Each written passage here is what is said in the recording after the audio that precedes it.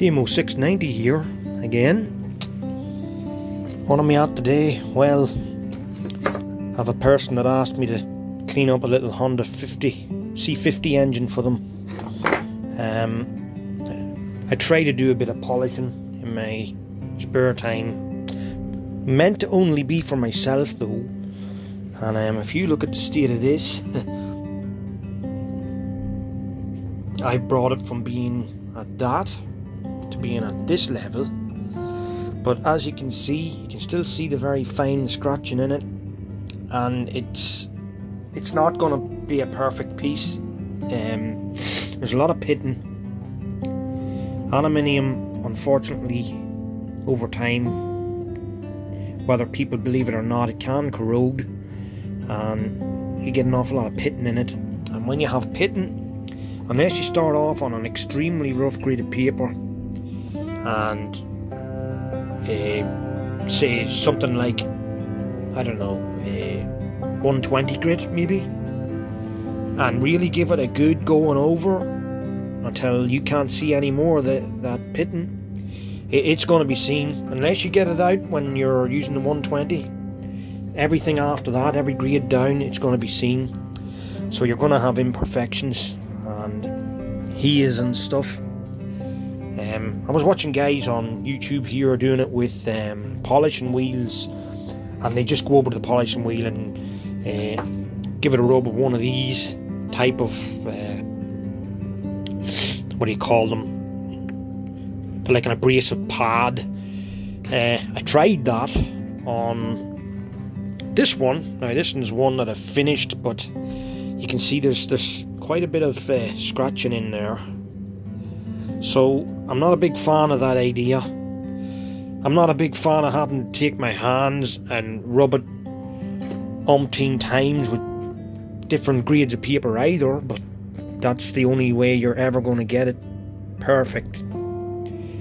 And the person's not really that bothered if this is perfect or not. I'm going to get it obviously to a certain level. I just had no 800 grit paper the day I was going to start with the 800. Well, how'd you get it as clean as that then, you'd ask? Well, I bought these cheap pads on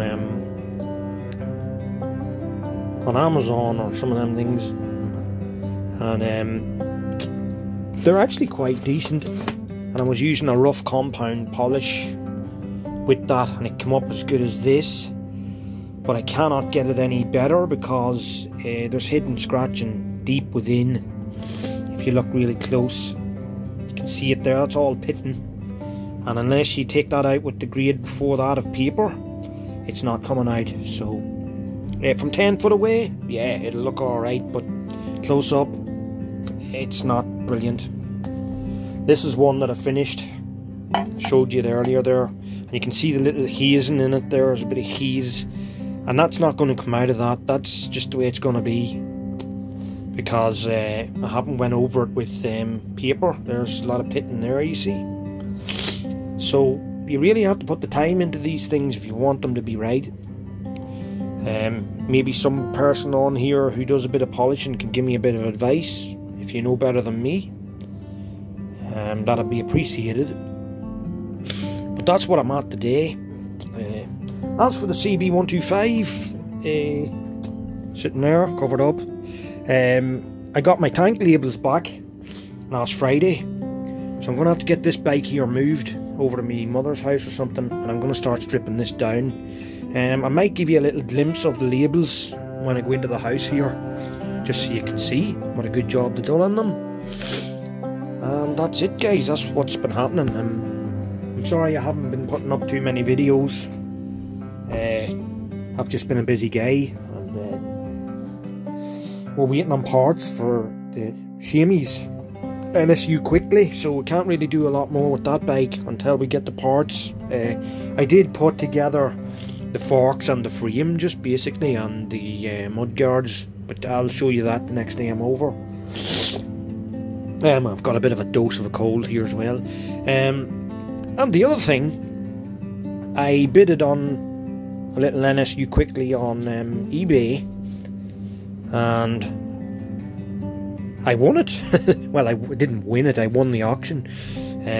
Now I have to get it home here to Ireland from England, south end of England, so that's going to be the next challenge, but I'll get that. Not all the parts are there. Most of the frame parts, the mudguards and the wheels, I got nearly a full engine and another half engine with it, but the rest of the parts are all missing. The brake rods, the gear shift cables, the gear shifter, the throttle, everything's missing. All of them parts, saddle.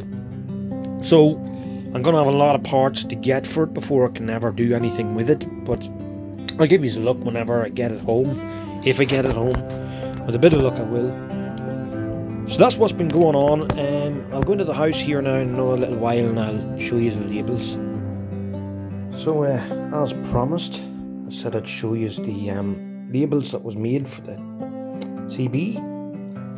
There's the RS that goes on the top of the tank. There's a little warning label. I have it in the car. They didn't make that one because they didn't know what it said, but I managed to get another one on eBay for that, because it was a common one used on most bikes back then. But they made this is for the tank. You'll see a photograph in a minute. I'll show you where that piece actually goes.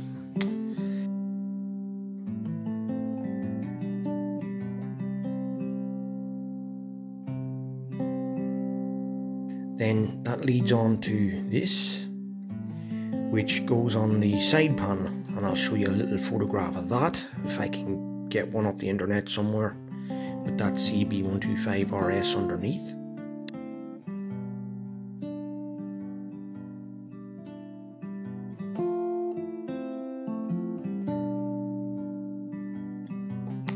And they gave me some extra ones for the back of the bike. Back panel, I'll show you where they go as well.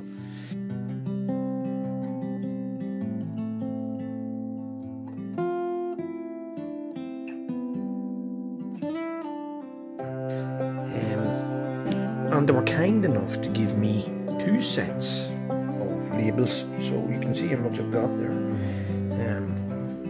So hopefully I'll not make many mistakes, and I'll have an extra set if somebody wants to buy a set off me. So yeah, all in all they cost me €70, and the company is called Coyle Complete. They're in Ireland here in my locality, and they do a great job, and I would recommend them definitely. And I'll be leaving a link in the comments in descriptions section, so that you can contact them if you need any of these. They have kept the file, so they can print out as many of these as they want now. So there you go. Thought I'd just show you them and show you what a good job they did, and onwards and upwards we can start painting our project now. By the way, I thought just to end the video nicely, I would show you a few photographs from the internet, from eBay, of the NSU Quickly that I won in the auction, and just to give you an idea of what's coming up. It's gonna be a long time in the waiting because there's an awful lot of parts needed, and money's tight with me right now, so probably be about 2 years before I have it completed, I would think. We'll see. It may not be worth doing if I can't get papers for it, you know, so we'll just have to see.